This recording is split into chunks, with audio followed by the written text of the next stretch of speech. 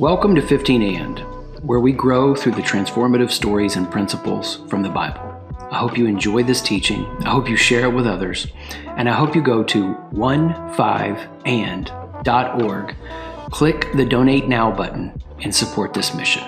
I shared this story. I can't remember if I shared it in this series. I know I shared it a number of series back. But it was such a formative moment for me to wake up to how stupid my brain was. In high school, I had wrecked my car, as I had done a couple times. And I've got a ride from a buddy. He drops me off at the house, and I walk in, and there's stuff just strewn everywhere, like a tornado went through.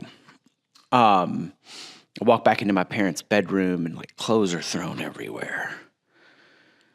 And there is a thought that I should have had right at the beginning. Looking around, I should have had this thought.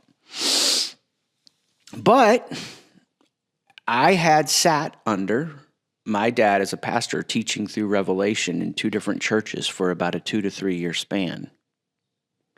And it was all taught through this lens of this predicts the future and it's coming. And I'm listening to this like 3rd through 8th grade, 2 different churches, something crazy. And I'm just being honest and frank with you guys. This is 15 And, so we can be a little more colorful.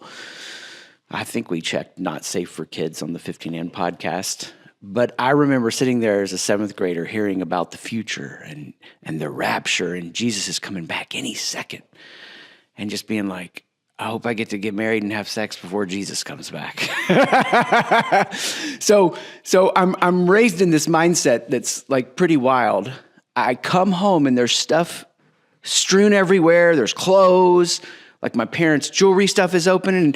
And I'm like, maybe something happened to one of my grandparents and they had to go real quick. That was like a quick fleeting thought. But right after that, what was catapulting into my mind was, oh my gosh, the rapture occurred and I missed it. I've been doing stuff I shouldn't. I got left behind. My parents are gone. I don't know who's left. I got to figure this out. And at some point, as the panic was rolling around in my head, it was like, wait. Chris, why is the front door kicked in and the wood's broken?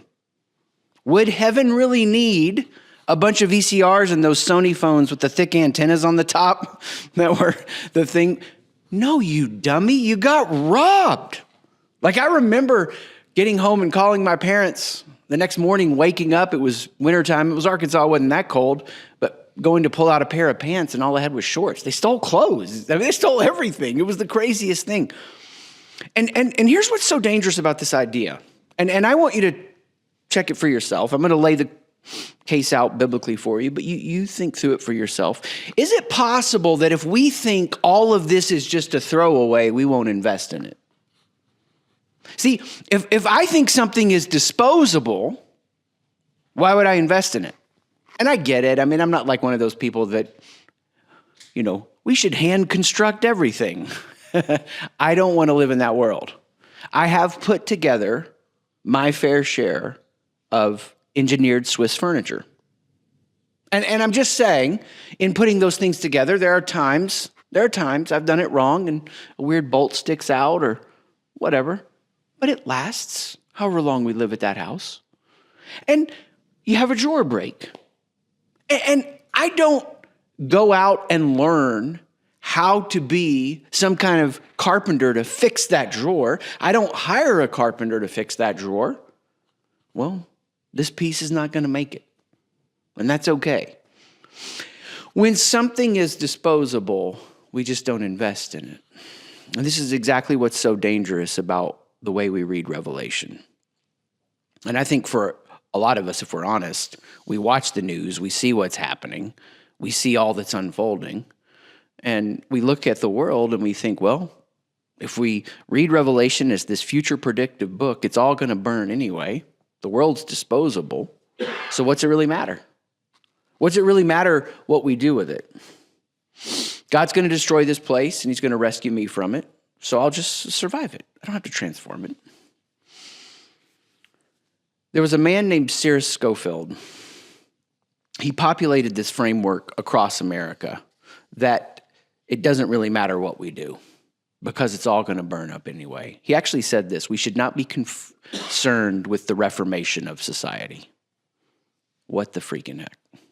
I mean, you can trace this idea back. We're not for sure, but there was a guy named Nelson Darby, a British Bible teacher, member of the Plymouth Brethren. He constructed a whole system, this dispensationalism, that started to spread. Now, some people think Darby's big idea that we're just going to all be taken away was his idea. Some people think that it may have come from Margaret MacDonald, a 15-year-old Scottish girl who said she saw this playing out. Either way, somehow it got to Scofield, and then the most popular selling study Bible was the Scofield Study Bible, which is the King James version with these footnotes about timelines and predicting the future. And then you had revivalists start taking up this message. Some of them I could name their names, and it would be horrific that I would ever name their names in a way that they're associated with ruining the way that we think about the book of Revelation. But I'll tell you why it's so effective. This is, or why it's such a mind rot that hooks itself into people's minds. Because this is something that plays out sociologically. Sociologically, every generation believes theirs is the worst. Like, it's a weird phenomenon. As long as they've been researching and we can go back and look at things, you can find things. There's even a quote attributed to Aristotle. It's a false attribution, but it's like, the youth of today, they're terrible, and here's why. It's kind of this arc that, you get to this older age, and you're like, the teenagers just suck. And so we look at this pattern that's happening in sociology, and we can see how it plays into this weird thinking about reading the book of Revelation. So there were people that were like writing books, like 88 Reasons Jesus Comes Back in 1988. And it was a big seller. So why not do it again? 89 Reasons Jesus is Coming Back in 89. It's crazy, but it worked, and it hooked itself into people's minds. And I want to help you understand exactly how the Bible lays this out. And again, think through it for yourself. You've heard a lot about, in your pursuit of Jesus, I believe, the crucifixion. I believe you've heard a lot about the resurrection. And there's just so much amazing truth in the Bible. I bet you don't hear a lot about the ascension. And so the ascension, it's really crazy. After the resurrection, they still don't get the vision. The disciples are like, are you going to restore Israel now? Why did I just do all that? I tried to give you a living visual that cost me everything to help you understand this kingdom is different. They're still working it out. But at one point, Acts 1, 9 through 11, Jesus ascends. Now, what's really wild is Jesus' favorite term for himself was the dude. Just kidding. No. His favorite term for himself was Son of Man. Son of Man is a direct allusion to Daniel. You can't really understand why he's using that term for himself unless you're reading out of Daniel. And when you understand Daniel, you understand Revelation, and you understand the ascension. And the whole idea was this. The ascension was fulfilling Daniel 7, 13 through 14. It's not God's goodbye. It's a coronation. So everything that follows in Acts is the expansion of the church that's flowing from the throne because the king has been coronated. That's the ascension. So when you skip the ascension, you lose the plot. You end up with a Jesus who came, died, rose, and left, rather than a Jesus who came, died, rose, was enthroned, and sent his spirit and is currently reigning. Which is why a little bit later than that, Stephen saw a vision of Jesus standing by the throne. So here's the case I want to make for you this morning. And then I want to tie up everything we've been doing with Revelation and give you a practical way to put your energy into this. Heaven is not a place you go to escape earth. Heaven is the reality that is coming here. So if heaven is the reality that is coming here, and just suspend judgment for a minute, consider the idea, try it on with a beginner's mind, reject it if you think it's not biblically faithful. But the question shifts from how do I endure to get out of here to let's be faithful here. Now imagine you have a house that you own that's old, and the plumbing's failing, the foundation has cracks, and you got one approach. The place is falling apart. I'm going to stop taking care of it. I'm going to wait for the insurance check and move on. Or this old house you own, the architect who designed it is coming back to help you fix it fully. It holds all of this meaningful life's journey and memories to you. You can look at the door frames where you put all the marks as your kids were aging. And the architect knows the design, and he's going to renovate it from the studs out. And everything you've done to take care of it, everything will be a part of that renovation. We're going to move fast through a bunch of passages today, a little bit more aggressive than we normally do. I want you to go to Acts 2, 14 through 17 with me. Because everything could be thought of in this frame. We are not waiting to leave. We are preparing for arrival. Hang tight. Acts 2, 14 through 17. But Peter, standing with the 11, lifted up his voice and addressed them, "Men of Judea and all who dwell in Jerusalem, let this be known to you and give ear to my words. For these people are not drunk as you suppose, since it is only the third hour of the day." Probably one of my second favorite passages about drinking in the Bible. Of course, my first one is that Jesus turned water into wine. And the guys were like, man, usually they don't bring out the great stuff till we're... they do the great stuff at the beginning, not when you're too drunk to know the difference. So there's this miracle that happens, and speaking in tongues is occurring. And people, it's a gift of speaking, a gift of hearing. There's a lot to break out there. That's not what I want to spend my time on right now. It was a miracle. People saw it. Now, I love Peter's response, because there was hey, they're drunk, they're drunk, they're drunk, they're drunk. He's like, these people aren't drunk as you suppose, since it is only the third hour of the day, but later we might be. That's the implied reference. But this is what was offered through the prophet Joel. Now he's quoting from Joel here. "And in the last days it shall be, God declares, that I will pour out my spirit on all flesh, and your sons and your daughters shall prophesy, and your young men shall see visions, and your old men will dream dreams." So here's what Peter does. He quotes from Joel, and he changes one phrase in the Hebrew. He drops a phrase after this and adds in the Greek, "in the last days." Peter didn't mess up on this. Here's what Peter is saying. The last days just began. So there's always people that believe sociologically their generation is the worst. And they're like, ooh, have the last days started? How does that question even emerge? Because you start reading Revelation from this predictive future lens. Have the last days started? Yes, and they started way back.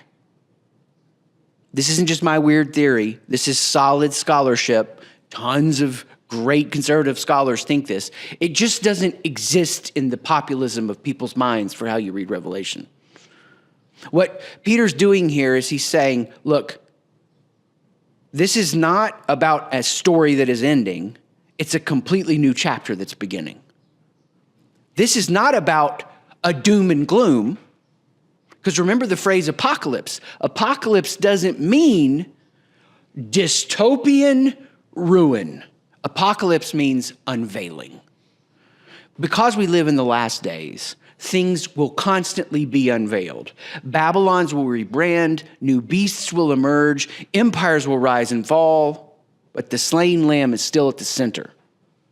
And as all this plays out, we're going to live in the last days, and evil will constantly be unveiled. I mean, we're living in the craziest time ever of unveiling. If seriously, if you and I would have been connected a few years ago, let's say 2019, and you're like, Chris, what's the weirdest thing you think? What's the weirdest thing you think? And I think a lot of weird things.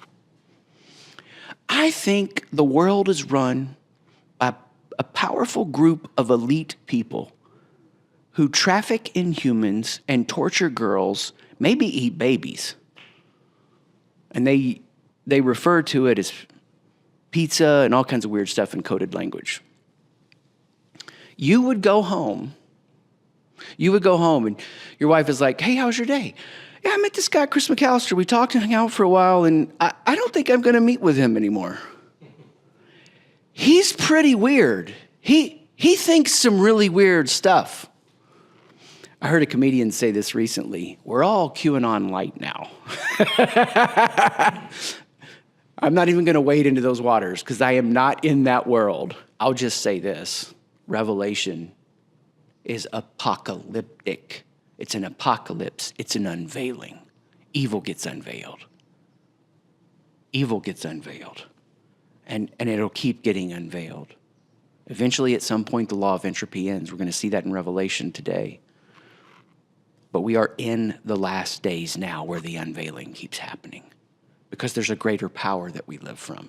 There's a greater story that we're living out. And the contrast here with Pentecost, that's what this is. When the Spirit comes down, now everyone has access to the Spirit. That's why Peter's quoting Joel. And he's saying, the last days just began. Why? Because you don't have to sacrifice to get the Spirit anymore. And the Spirit doesn't come and go, and it doesn't get on Saul and leave Saul and get on David. All of you now have this access. Everyone has this access. So Babel, the Tower of Babel, is the confusion that exists. They thought, we build these ziggurats. Babylon meant gate of God. The Tower of Babel, confusion. The writers knew what they were doing in this wordplay. It's not a gate to God, it's confusion because you don't work and earn your way. Pentecost is a reversal of Babylon. The Spirit is a gift given. You can't earn this, you can't work for this. It's a gift given. And everybody gets access to this. And Peter's so excited. He's like, everything that we've been waiting for is happening now. This is that time. It's the last days. Matthew 24:37-44.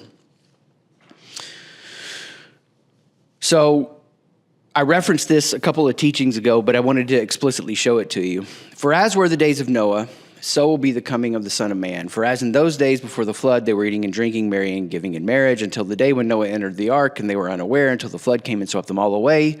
So will be the coming of the Son of Man. Remember, that's the favorite term he uses for himself. He's constantly alluding to Daniel with that. Like, if you don't understand that, like, Jesus understood Leviticus and Numbers better than the Pharisees. We looked at that in the Dirt series.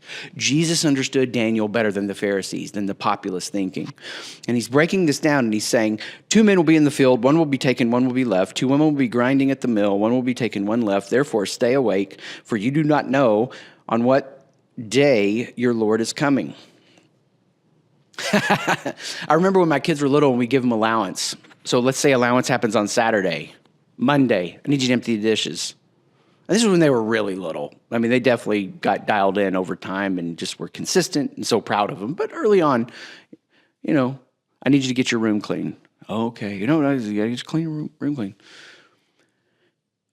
By the time it was the day before allowance, that obedience was snappy. It was quick. Quick, allowance is tomorrow. I gotta have my crap together. I gotta get this stuff done. What's happening for people when they're thinking about Revelation in this predictive way? It's like a fear-based way. It's like, oh, it's gonna happen any moment. And I don't know what's gonna happen. And I gotta stay on edge. And this is my little brain in the 11th grade. And this is exactly what's happening when people read Revelation from this predictive future stance. But you're like, Chris, here, it says it here. One's taken away. One's taken away. The key interpretive awareness is verse 37, for as it was in the days of Noah. What happened in Noah? The righteous did what on the earth? They didn't leave, they stayed. The unrighteous were washed away. Now, there's a lot there. We're not even talking about what final judgment looks like and how to understand that. I'll make some references to it, but I'm not going to do a deep dive on it today. I'm just taking you through a different way to understand Revelation. Much of chapters 24 and 25 hold 2 horizons in view. The imminent destruction of Jerusalem, which happened in AD 70, and that the Son of Man would return. So what happens for people that are like, hey, there's one in the field and there's one taken away, and there was a lot of hippies that wrote music about this in the 70s when the Jesus movement spread out of California, they all were reading it through this futurist lens. And it completely spread through our country deeper and deeper, and as we've exported Christian culture to other parts of the world, now they believe that. The taken in this passage are taken to judgment, not paradise. What's happening over and over is the difference between this idea of get me out of here versus being faithful here. Look at 1 Thessalonians 4:15-18 with me. For this we declare to you by a word from the Lord, that we who are alive, who are left until the coming of the Lord, will not precede those who have fallen asleep. For the Lord himself will descend from heaven with a cry of command, with the voice of an archangel, and with the sound of the trumpet of God. And the dead in Christ will rise first.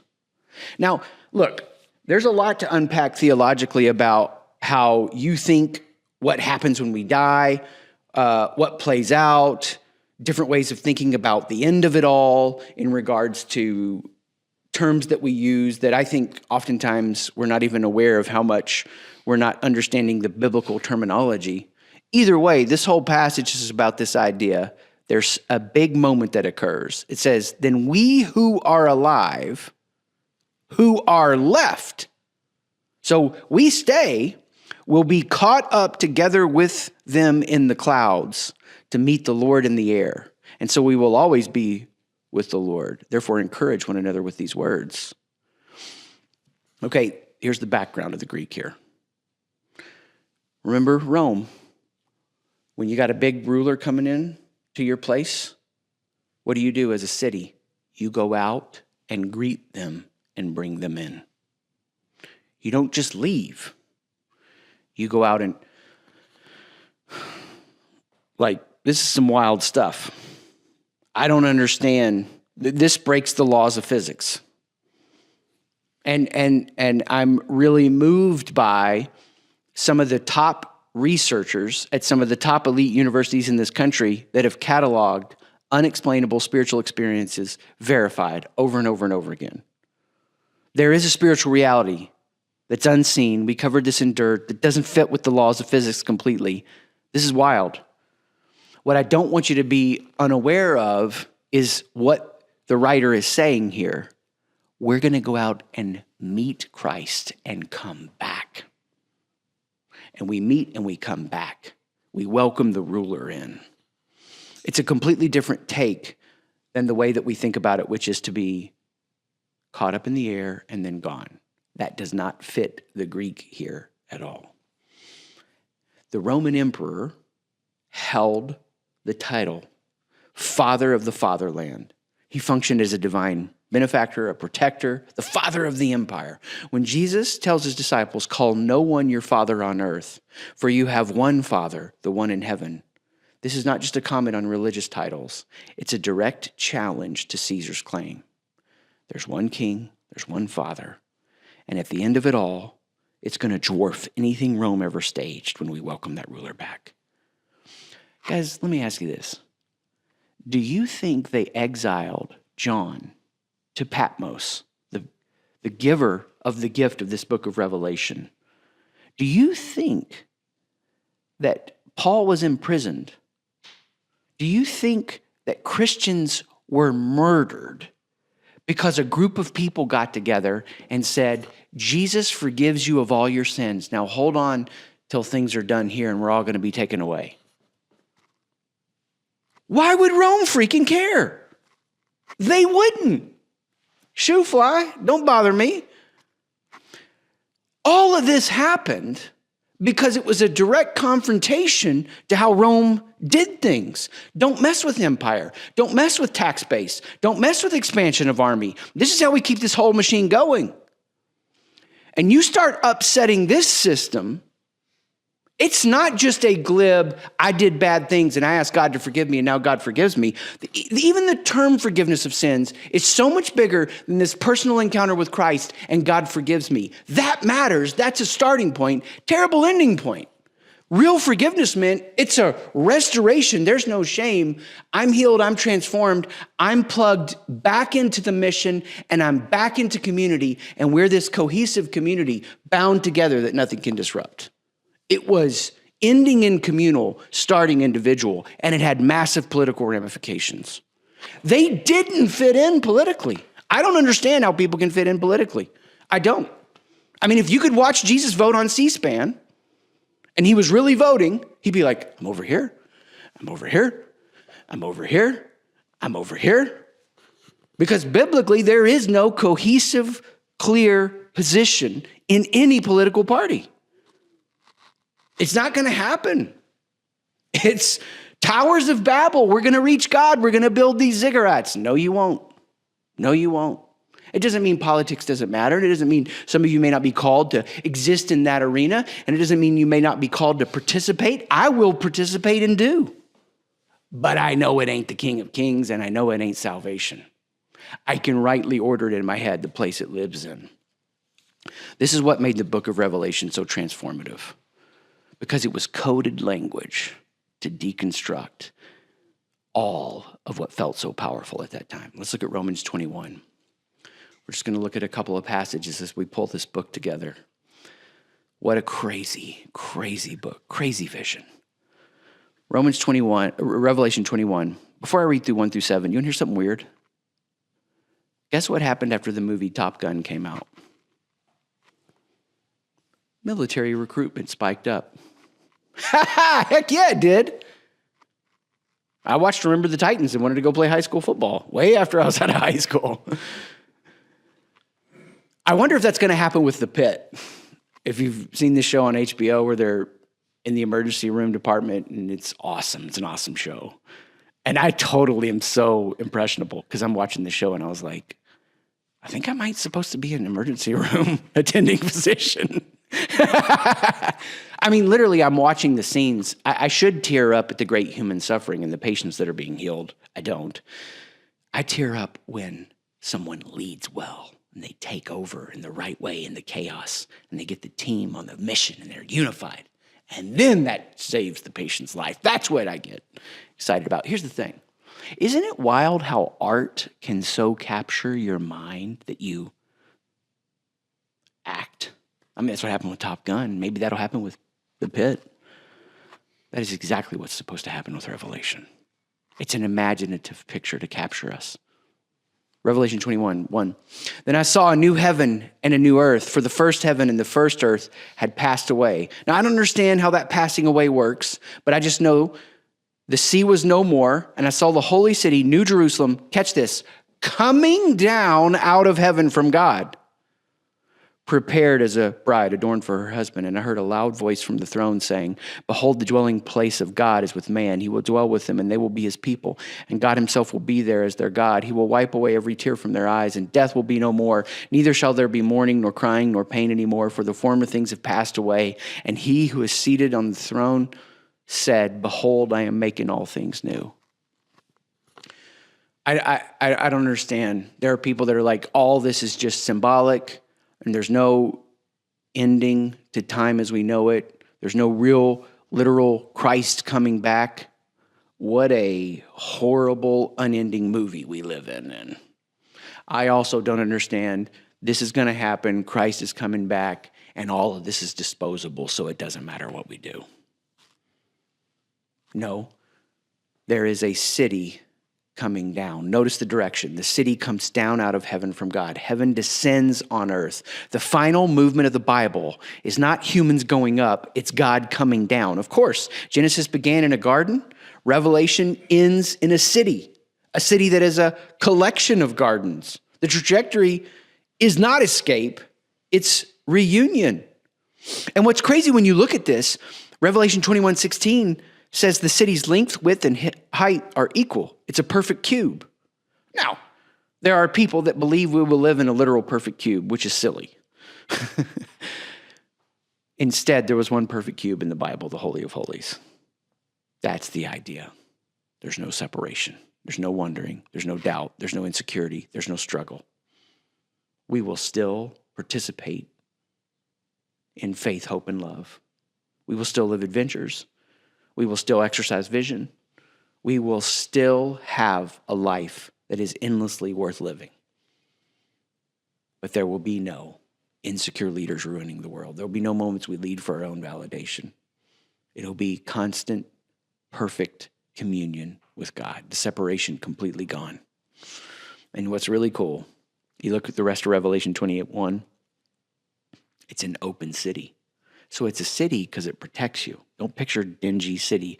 Like in the idea as a metaphor is the term idiot meant you live outside of the city. You're out there on your own. The idea here is just that we're all together in this. C.S. Lewis had this vision where they had really long forks in heaven to feed each other with. It's this idea that we're all so connected and we're together. And there are people that I've met in my life and in my journey that I love and I would love to hang out more. And it just life doesn't allow it. And I'm like, we will hang out forever. It's going to be awesome. And this city, the gates are unlocked. How do you have that? Because it's perfectly safe. We'll all perfectly live the fruits of the Spirit. Above such things, there is no law. If we all perfectly live the fruits of the Spirit now, we'd never have to lock our doors. But guess what, dummies? You can't defund the police because some people don't live the fruits of the Spirit. And because of that, this Revelation vision is capturing what's possible. In John's gospel, there are 7 signs followed by the 8, which is the resurrection. It inaugurates the new creation, the empty tomb. Mary mistakes Jesus, risen Jesus, for a gardener. This is not just a minor inclusion. This is because the perfect garden will be restored. Revelation 22:7. And behold, I am coming soon. Blessed is the one who keeps the words of the prophecy of this book. Revelation 22:17.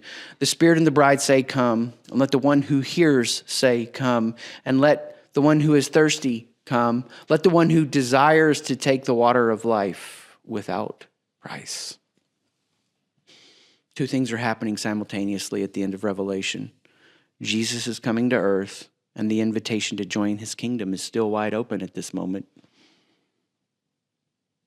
Sit with that one for a while. This is bigger and more beautiful than you could ever imagine. But what I can tell you that is playing out now is Revelation is an apocalypse. It is an unveiling. It's the movie you watch. It's the story you see to see what's hidden, what needs to be unveiled. I want to close with this and give you 3 practical actions. 2 Peter 3:10-13, because this is the thing that at the end of a process like this, I'm like, but what about this? But the day of the Lord will come like a thief, and then the heavens will pass away with a roar, and the heavenly bodies will be burned up and dissolved, and the earth and the works that are done on it will be exposed. This verse contains one of the most consequential, what's called a textual variant in the New Testament.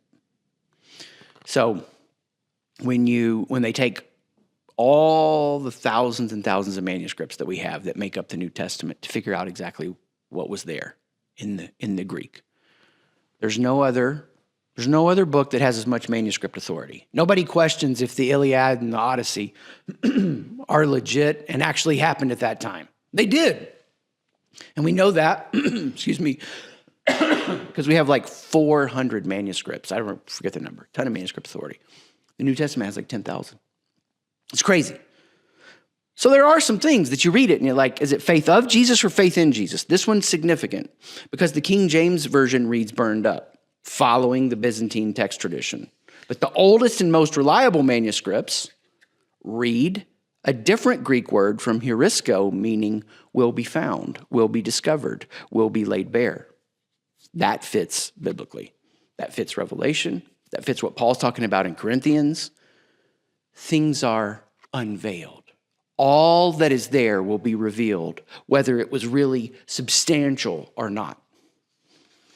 How do we do things that when the end of it all occurs and the great unveiling happens and things that are temporary are gone, how do we dedicate ourselves to the things that matter? Are we going to live in a Babylon reality or a Pentecost reality? Here's 3 actions that help me One, I check my mindset.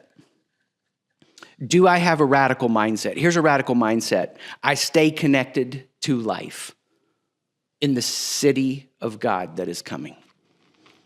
I have a citizenship that is bigger than being an American. I wake up almost every day, truly, and this is not hyperbole. I'm just thankful to be born in America.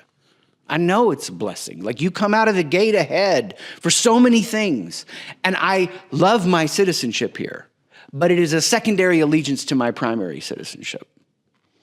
And that primary citizenship means my greater allegiance is to the kingdom of God. Now, what's that do for me? It keeps my mind pure so that ideologies that would rot my mindset get continually unveiled. And I grow in my discernment. And I think through things in a way that's different than the swirl of the influence of the narratives around me. The zeitgeist, the Babylon of the time would tell me. You know what's pretty crazy? The Bible doesn't think interest is cool. Actually, it's more severe than that. That it is evil and oppressive and sinful. Let me ask this question. Do you think it affects things in our world today that much of what happens economically is an abstraction of an abstraction? That everything is so disposable that we don't actually make things? Could it be we're so far down a path that it's pretty hard for us to recognize what it means to be a citizen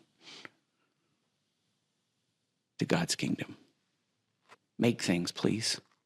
Teach things. Build things. Do things.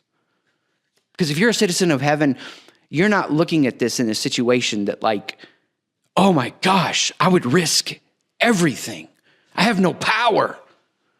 No, because if I have a radical mindset that I'm a part of the city of God, it translates to a radical mission. What must be done?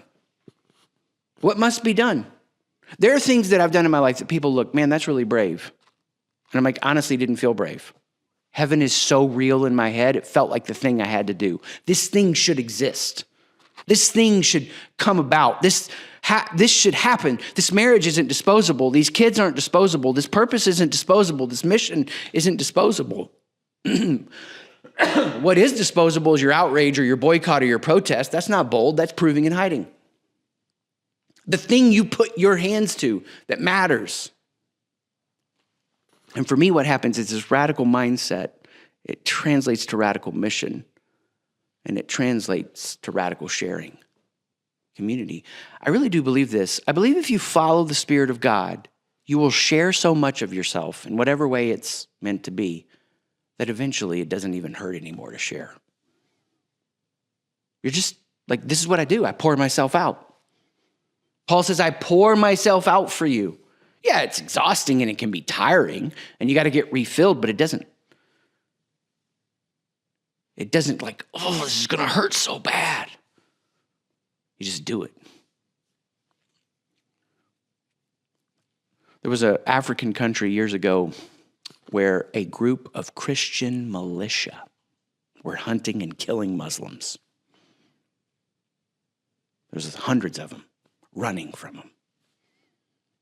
And they went to a church and showed up at a church.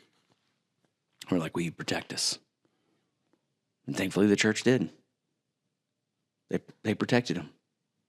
And they were endangered for it. They lost resources. Can't remember all the accurate details now, but it was life-threatening for them to do that. Isn't that crazy?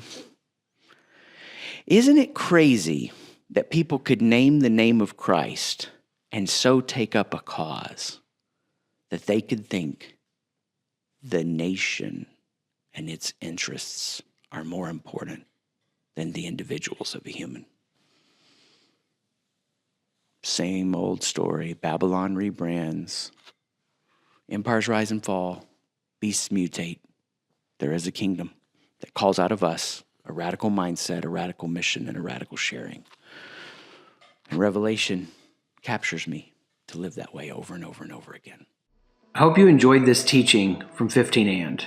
Go to 15and.org, share these resources with others, and click the Donate Now button to participate in funding this mission.